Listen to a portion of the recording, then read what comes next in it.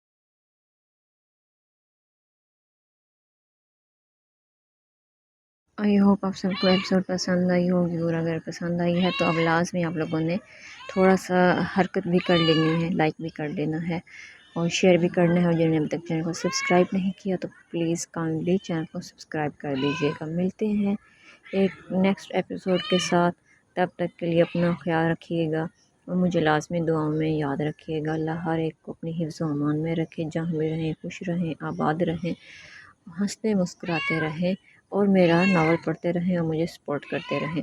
तो उम्मीद है कि ये एपिसोड भी आपको अच्छी लगी होगी और नेक्स्ट भी बहुत मज़े की आने वाली है। लाजमी आप लोगों ने बताना है कि आपको सरदारनी का ये रूप कैसा लगा। बहुत जल्द मिलते हैं एक न्यू एपिसोड के साथ, तब तक के लिए अपना ख्याल रखिएगा। अल्लाह हाफिज़।